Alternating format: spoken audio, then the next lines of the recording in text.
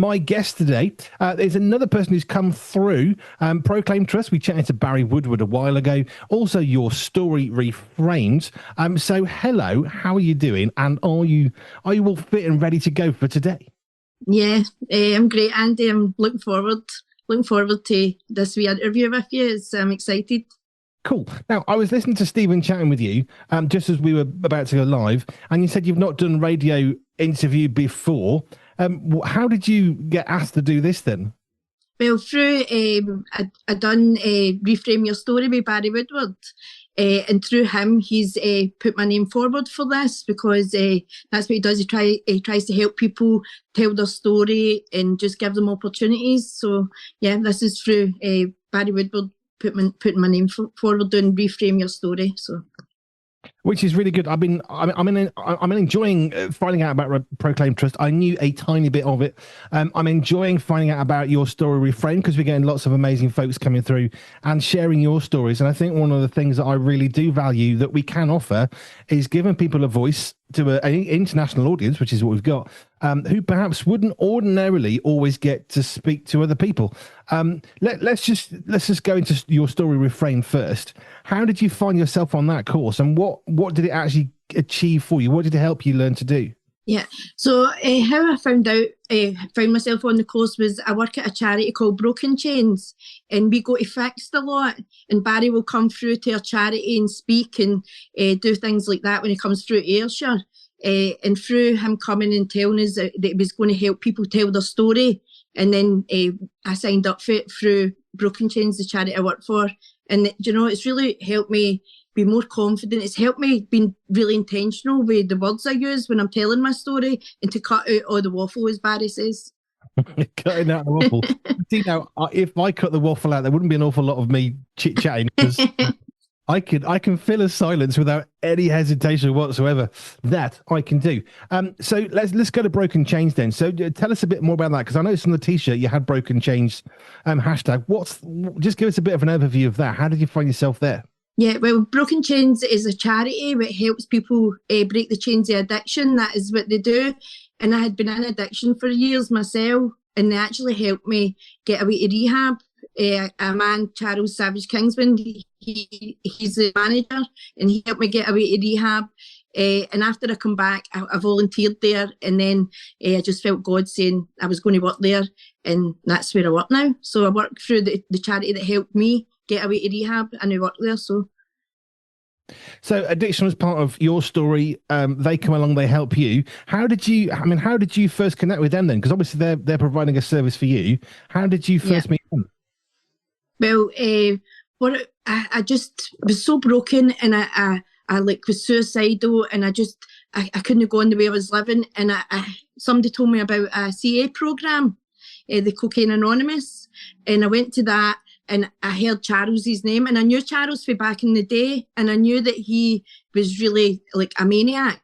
He was like a maniac in addiction. He'd done all sorts of stuff, and he was now like clean and sober. And I thought, see if MD can help me, he can. So when I heard his name in the CA, I looked for him, and at the first live meeting, I spoke to him and asked him to help me, and that's how I got connected with Broken Chains. I had knew Charles from back in the day, so. And I guess that's the person that's running, or what was it, an outreach worker, or they who runs set it up? He's the manager. Yeah, he's the manager for Broken Chains. He runs Broken Chains. Okay, being very conscious how we say this. You've talked about addiction. Are you happy to talk about how some of that sort of got into your life? I'm not going to push where you don't want to go, but yeah. Are you happy to talk about some of that? Yeah. I think it just like when I was young. Now your friends all like they drink, and you get taking a secondary school, everybody's talking about drinking and smoking hash. And I just trying it, or just like as a teenager.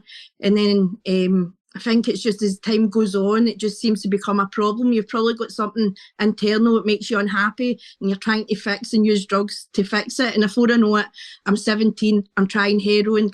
I went through all the different things. I went through hash, drink, ecstasy, speed, acid, everything, jellies, all that. And then when I was 17, I tried heroin. Didn't get addicted straight away, but it wasn't long. Then I was addicted, and then it just ragdolled my addiction. So you're talking about late teens. Obviously, this is part of school. I do. I mean, I remember clearly people trying to get drunk. That was like the thing to do. Alcohol, where I live, drugs wasn't really available. It was elsewhere in town, but not where I was. Being able to go drinking, that was kind of acceptable because, you know, booze is in the house and we can get alcohol from the parents or brothers and stuff. And that was easy. So there were quite a few folk who would go for that. And I would have thought most of those wouldn't ever want to touch drugs. That just wasn't a particular problem. But an addiction, doesn't matter what it is, an addiction is an addiction. And if you're addicted, you're then sucked in, but there's always a path. So it sounds like some of the, and I say this ever so carefully, some of the less addictive drugs, that's where you started, more easily accessible, I guess cheaper as well. Did lots of your friends do this? I mean, was it bravado on their part? Were they talking or were they actually doing that? I think folk just wanted to do it. It was kind of glorified and glamorized, where it's like cool to drink and smoke hash, and then I think a lot of folk, I'm not blaming Oasis, but you watch the bands and they listen to the music, and then they listen to Pink Floyd, all the different things, and then they'll like think it's cool to be smoking hash and selling hash and all that. Not that I never sold it, but a lot of my friends sold it, and it becomes like a kind of way of life where you're like, oh, come on, we're all going out at the weekend, we're all hanging about and all just, and then somebody will say, oh, we've got this, you want to try it? And then before you know it, you're trying just anything. Now, heroin is one of those that I think people will have some ideas of being very addictive, and they might have some ideas of what it would do. You get into heroin. What changed in your life? I mean, it sounds like sort of an obvious question, but I think for some it wouldn't necessarily. They wouldn't necessarily know what happened. But you start taking heroin. How did your life change at that point? Probably just because it gets a different kind of. It's more hidden heroin. Back then, it was really more hidden. There wasn't many people was addicted. You didn't know a lot about it. All you know is you thought, I like the way it makes me feel. So you start doing it. And because it's hidden, it becomes secretive, and before you know it, it's a drug that isolates you. So that's how it changes. It isolates you, and before you know it, it's you and maybe your boyfriend, and you're always hiding and lying, and it just changes your whole. It's because you get addicted physically as well quite quickly, and before you know it, you're just doing all sorts. You're so driven by the drug. With other drugs, it was just like occasional. With heroin, it was demanding. It needed you to take it every single day. So I'm guessing. I mean, I'm guessing a lot here, but I guess with some of the other drugs that you're talking about, it's more kind of it's what you do with other folk. Whereas heroin, like you say, it isolates you. Once you're isolated, you're more vulnerable. Once you're more vulnerable, it just starts to escalate and feed the sort of situation you're in. Yeah, no, defo, and then it just it was so like a stigma about heroin addicts. So you're hiding even more because you don't want anybody to know that you're doing it. But then it becomes so obvious that you are doing it, you know, it becomes obvious.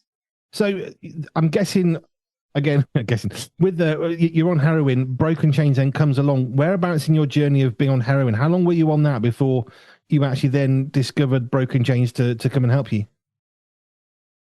Sorry, say that again. I missed that. Sorry. How long were you on heroin before Broken Chains then enters your life and you were able to look at doing something different? 20 odd years. I was on methadone for 20 years of my life, at a chemist. So lots of sort of, we say softer drugs, but I mean, they're not really, they're still addictive, less addictive perhaps. You got heroin, which is more, and then I'm guessing from heroin, you then sort of try and wean you off the heroin by giving you methadone. Which is more addictive. Yeah. So you're what, late 30s, early 40s, and then is that when Broken Chains came into your life? Yeah, I was like 41 when Broken Chains came out of my life. I tried to take my own life. I had enough. I couldn't live the way I was living anymore. I tried to take my own life, and that was in the May. And by the December, I met Charles and I asked him to help me get away to rehab. And by the March 2021, he got me away to rehab. Fantastic. Coming off heroin, I know it's not easy. I've read enough books and enough studies and enough people I've spoken to. It's not like so many other drugs where there's kind of a way out if you just persevere a bit. Heroin it's a different kind of drug in that context because it's really, really hard to come off. How did you find yourself one day thinking, I'm not actually addicted anymore? What was the journey like? How long does that take and what happened? Well, what happened was I went away to a teen challenge programme, Benaya in Aberdeenshire, and they gave me a detox, which is like I would come off my methadone, my pregabalin, and all different things, and they gave me a 3 weeks dehydrocodone detox. And you know, you probably it felt like months before I was physically better. So it felt like absolutely months. But yeah, it was a 3 weeks detox to get off the methadone, and so that was like it takes a toll on your body. It's like months before you feel actual back to normal, whatever normal is. So you're looking at several weeks of I suppose physical detoxing, and I guess another way of wording it would be months of emotional detoxing. What's the process beyond the detoxing? How do they then help you? Because obviously it's never going to be enough just to help you not do something. They need to help you do something at the same time. How did you find yourself going from I'm a heroin addict, this is my life, my world, my everyday, then it starts to obviously get less over those 3 weeks. You said several months where it felt like you were coming off it. What do you remember the day when you finally thought, I actually feel free? Can't remember. It was probably round about the June. I think it was the end of June. I just remember thinking, this is a great life. I was in rehab and I'm thinking my life is great, that I'm actually free, you know, and just being in rehab and still feeling like, wow, so having loads of gratitude and just so happy to be there, and just realising that God had a better life for me than what I thought I was going to die in addiction. And then just to realise that, wow, I got out in it. I actually got out. It's got to be a good feeling. I don't know. I'm assuming that's how it felt, and it's not hard to see from your face that it was a good moment for you, that you felt, you know, that passage behind me. Now, of course, every journey we go on, if we're going to change and, you know, learn a new qualification, there's maybe a couple of 3 years of learning, and coming out of a drug addiction or alcohol or whatever you're in, it's going to take time, because in a sense, you've got to re-normalize what's normal, because what was normal on heroin is, like you said, it's feeding it every day. You come off heroin, your new normal changed. What was that new normal like? Because you said you're now working for Broken Chains. How did you find yourself going from heroin addict, now it's not gripping my life, now I've got my life back again? You talked about it being good. You had a good life that God had for you. Where do we go next in your life? Because obviously you're working for Broken Chains now. Was that quite a quick transition, or was there another bit of the story before you got there? Yeah, well, see, I'll tell you this, but see, when I left rehab after 9.5 months, I had a slip. But then, because a girl, Debbie, I worked with, Broken Chains, she was helping me and supporting me, and she was encouraging me to go to the CA programme. So by doing that and just getting a taste for recovery and what helped people, and then it's just been a journey of like dealing with myself. Like in rehab, you had lots of teachings about attitudes, temptations, which really have stood great. And the CA programme helped me get a foundation, like no matter what I can use, no matter what I can have one of anything, because it's just like, if I put anything into my system, I'm off and running, as they say. But it just, in the programme as well, you want to help people, and you just get this, I want to help others who's been like me, and you just learn to have a better outlook on life, and just you're compelled to help others. Which is fab, because you're now obviously doing that through Broken Chains. So we've gone, I like sort of following the life. So you've gone through childhood, everyone's talking about drinking or drugs, and that then happens. 17, you then switch into a more addictive style. 20 years or so on that, then you're coming out of addiction. You move into Broken Chains. One of the things you keep talking about, and I can see over your right shoulder, is the word Jesus. So where does faith fit into this? Because quite evidently, it's a fundamental part of everything you've already said. So where did faith fit into your life? Was that something in your past growing up? Was it part of your life then, or was it something that came much later? Well, it was part of my life growing up. And the way my mum, she went to church every single Sunday. She taught Sunday school at church. She was always like taking me to church, taking me to Sunday school. Didn't always like to go. She used to have a fight with me and chase me about, try to get me to go to church, and I didn't always like to go. But you know, that was a seed sown though, but that it never really came to anything. I just, as a child, I loved all the wee stories and I loved all that. It wasn't until I got so broken that I cried out to God, and then I felt God coming into my life, and I felt God, and I knew that He was real. Because to be honest, I knew all the stuff about God, but I didn't realise that He was real and still active and living today. But when I got the help with Charles, he sent me away to a Teen Challenge programme, which is a Christian programme. It's for they help you learn about God, and you go to church, and it's just you just honestly, see, when I went to rehab, this is what happened. I went in there, we goes to church, and I said the prayer of salvation. And I'm not joking, it was like life-changing. I was in church at the AOG in Fraserburgh, and they said, does anybody want to ask God into their life? And I thought, I do. I need something in my life to help me change, because I can't keep living the way I've been living. I said the prayer, and I'm not joking, they played the song I Thank God, and it felt like the angels in heaven were singing. And it was just, see, for then, I just thought, wow, God is real, He's good. I can't believe that I've been all through my life with my mum. It was at church every single Sunday. She taught Sunday school. I didn't know God. It wasn't until I went away to rehab that I got the realisation. I said the prayer, and He came into my life, and it changed for good. So it's just been mental. My mum did used to always say this to me though. She would say, Nan, when I would be distressed with my addiction, Nan, you know, He leaves the 99 and He looks for the one.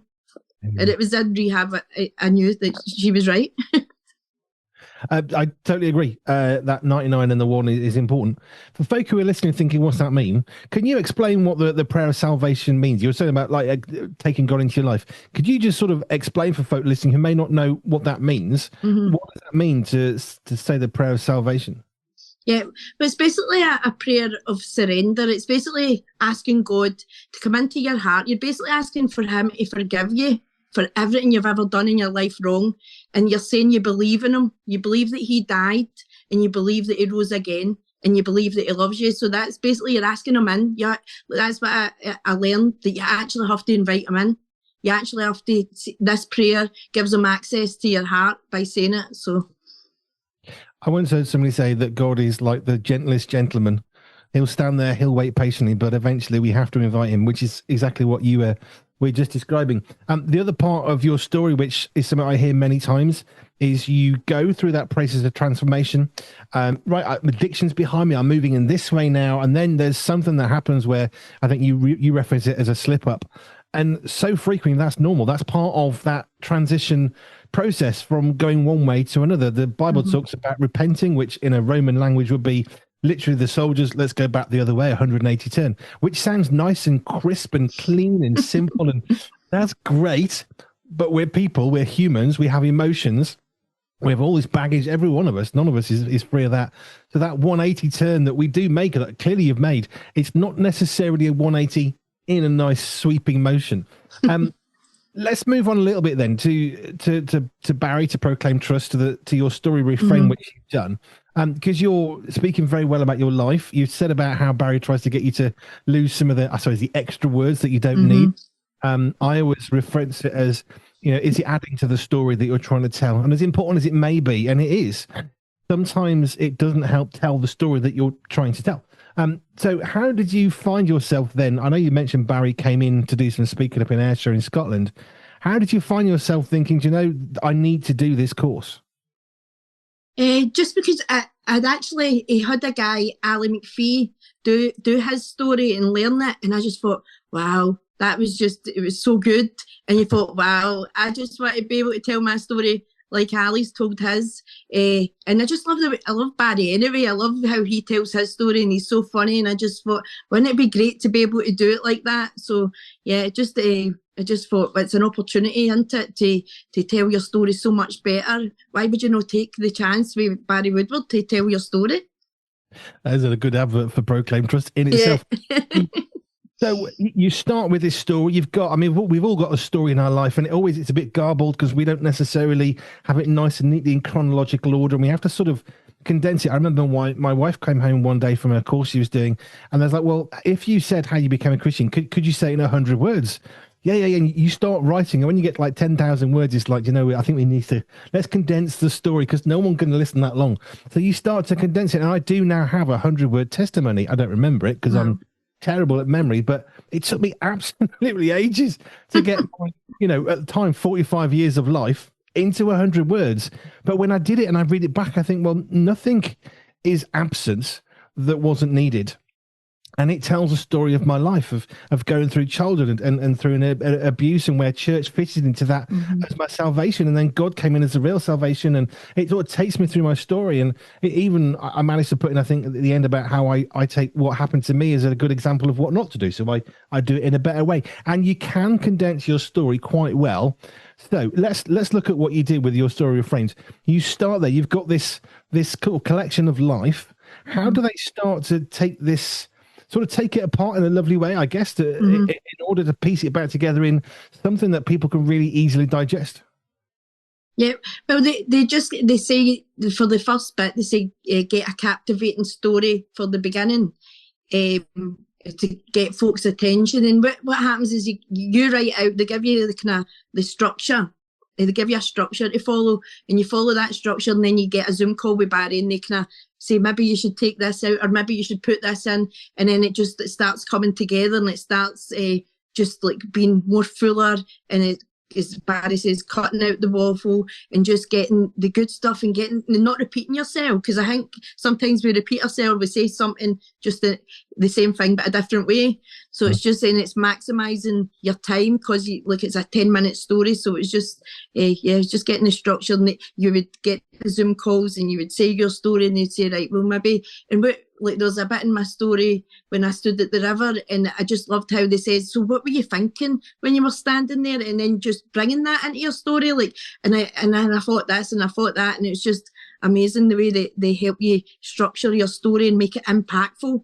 That was the key. It was impactful. Me and my friend Candice, when we were practicing together, and I told her mine's after I'd had a couple of Zoom calls, she actually and she's heard my story, she started crying. So I thought, wow, God's all over it. Which is the beautiful part of telling our story. I've done a sort of similar course, learning to speak in a church with a particular topic.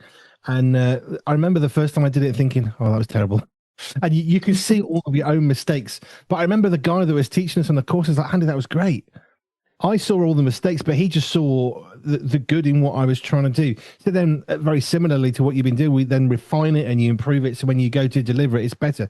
Do you remember the first time that you actually got to publicly share your story?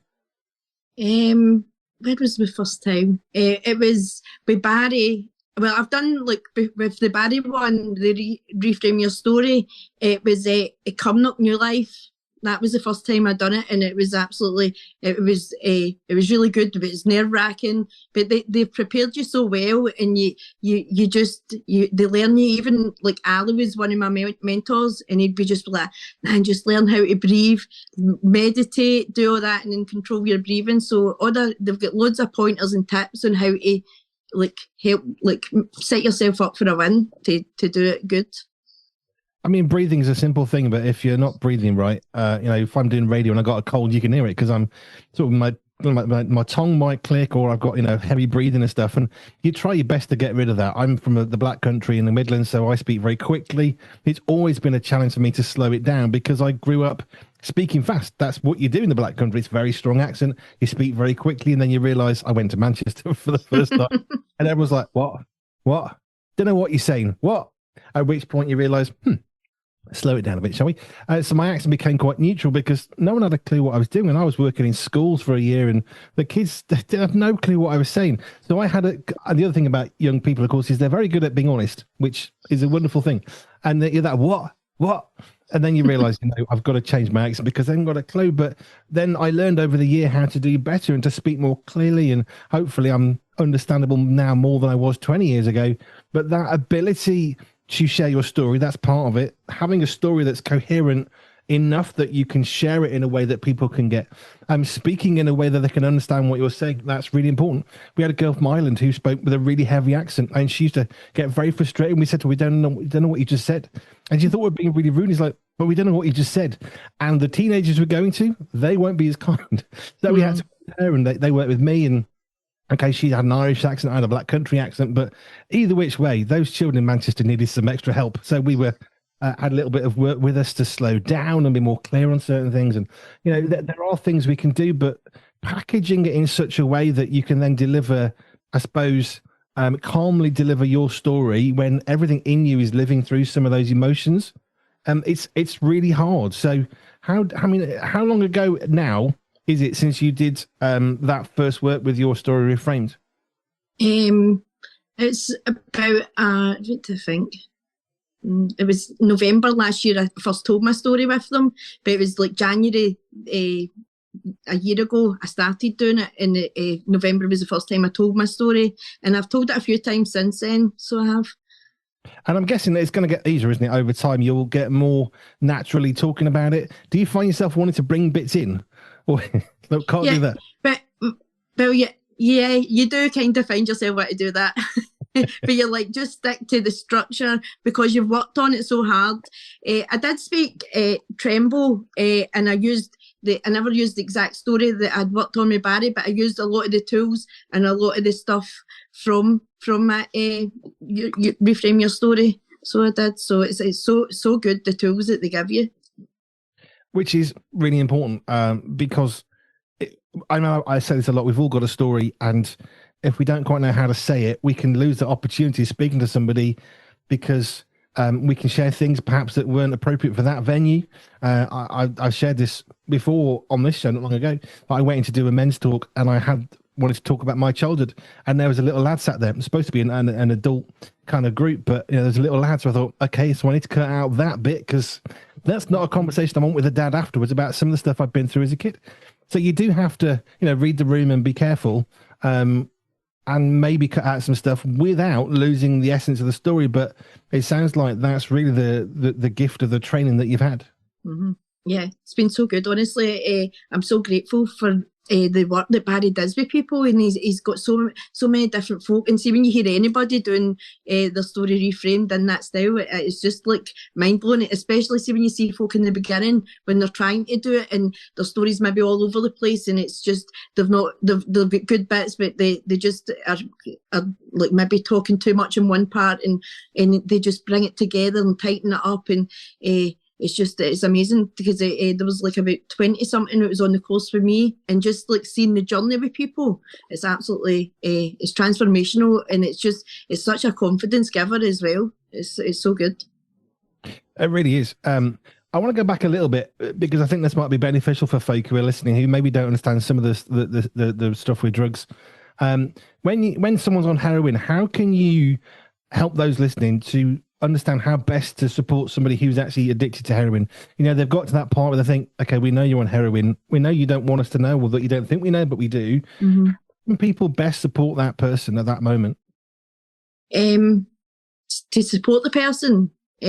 Just to be understanding and loving to the person, and just let them know that they're not alone, because that's what you feel in heroin addiction is, and probably any addiction, is alone, and that nobody understands. But there's so many people, and it's just having compassion and love for the person, and just maybe arm yourself with some facts and let them know, look, there's this group you can go to, there's this you can go to, there's help out there, because the person has to want it as well.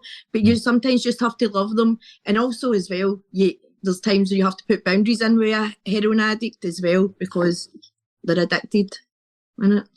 And addiction is one of those things that we really, really don't fully grasp, because you'll think about, oh, it's just a smoking addiction. Oh, well, just stop smoking.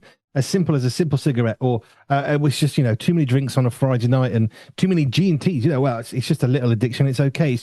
It's fine. And of course, you've got the legalized elements of addiction. Like alcohol is not illegal as a rule. Mm. Yes, but underage, of course, but it's not an illegal substance. And yet it is addictive, and so is so many things. We chatted with somebody who works with churches who support people with all manner of addiction, and she was just helping us understand, over a year ago now, how to understand and in a sense frame what is an addiction, because she said she had some seemingly silly and random addictions, but an addiction is addiction. And there was a really old couple who were, the wife was addicted, was it knitting or something like that, that you'd think, oh, well, that's just silly. But when you're addicted, you're addicted. It doesn't really, in a sense, matter what the addiction is. There's going to be obviously different physiological and physical, emotional consequences of that. But actually addiction, it's so far reaching that we really don't fully understand what an addiction means, because I guess in a sense we don't want to think about it, so perhaps we belittle it. Yeah, maybe. Addiction is look, it's an impulsive nature. It's like, and it can be anything. But I think it's probably more obvious in the addict, like the heroin addicts, the cocaine addicts, the alcoholics, isn't it? I say this in the offence meaning, but see, like if somebody says I'm addicted to chocolate, I says, well, you didn't see MD robbing the shop. Addicted to chocolate. But yeah, no, it's addiction, no matter what. It's all the same behaviours. Yeah. So Broken Chains, I guess, is that your day job today? Yeah, that's my job. I'm a part-time worker at Broken Chains, and I love it. It's the charity's so close to my heart, because honestly, I was 13-year-old, so nearly 30 years of addiction. I thought that I was never going to get any sort of life. I thought I was going to die being a heroin addict, addicted to methadone. I thought I was never getting out. And then to that charity to help me, it's like so dear to my heart. And then to think I now help others, I love that we just help. That's what they want to do. They just want to help the folk that's been addicted. We help others get away to rehab. I've personally taken girls to rehab, and it really blesses my heart to think me, who was addicted and thought I had nothing to give, is now free, and now I can offer other people freedom and say, look, there is a way out. If you want a way out, I can help you through the place I work, Broken Chains. And it's like, honestly, I love Broken Chains. I would shout about Broken Chains at any time I get an opportunity. I'll tell people about Broken Chains, the charity, because it's changed my life. My son got his mum back. My granddaughters have got their nana. They don't ever have to see me addicted. They'll never know me being addicted. My son did, but my 2 granddaughters will never need to know. Which is a really beautiful legacy that's now in place, because of, in the same way that you're saying, just love somebody, show them that they're not alone. Somebody reached into your life to say, you're not alone, that we understand some of what you're going through. We can actually help you, and we're here for you. And then obviously that leads to the breaking the addiction of heroin for you into Broken Chains, and now working for Broken Chains. Is there a website for Broken Chains that people could find out more? Yeah, it's you'd find it on Facebook in Broken Chains Ayrshire. We've got a website on there, and you'd see it if you Google it as well. But yeah, Facebook, Broken Chains Ayrshire. MD that's needing help with any addiction that's in your area, and if they even just want a message for any help, and we can point them in the right direction, because we can signpost them somewhere. But nobody needs to suffer if they want help. There is a lot of help out there, and I know addictions, like, it chaps MD's door, isn't it? It doesn't matter. It just chaps your door no matter what. But I guess you are a living example of somebody who has been addicted, has broken that addiction, has gone on with a life, is now helping other people with their addictions. So it's quite beautiful. I love this part, is when I can look at someone and think, hey, you've gone from being addicted to helping those with addiction. And I love how God can take the bad stuff in our life and somehow switch it around. We call that redemption in a Christian church, but it just means making it good, taking something of the bad and making it into something good in a way that I don't comprehend or understand. I've been a Christian for, 30, 40 years, whatever it is. I still don't understand how God does that bit. I just know that he does, and I know that it's beautiful. So I guess the message, summing up a lot of what you said, really would be that you're not alone. If you feel like you're alone, then you're really not, because that's just a lie that's not true, that's going to try and keep you where you are. So do reach out. Broken Chains Ayrshire. The Proclaim Trust as well, of course, you can reach out to them. You can Google these things, or whichever your search engine preference is. It's fine. So thank you. I really appreciate your time, because I think addiction is one of those areas of life that we have such a poor understanding of. Oh, well, just, stop it. Stop being addicted, like it's that easy. When you're on heroin or methadone, well, I'm sure you didn't really want to be on it as much as there was a good feeling. And it's not that easy. And we do need people to walk alongside us So just remember that you're not on your own. But go and check out Broken Chains Ayrshire or the Proclaim Trust. I really appreciate your time. Thank you. I'll let you get on with your day. And I'm going to play a song which seems to fit, which is from Corey Asprey. It's Reckless Love.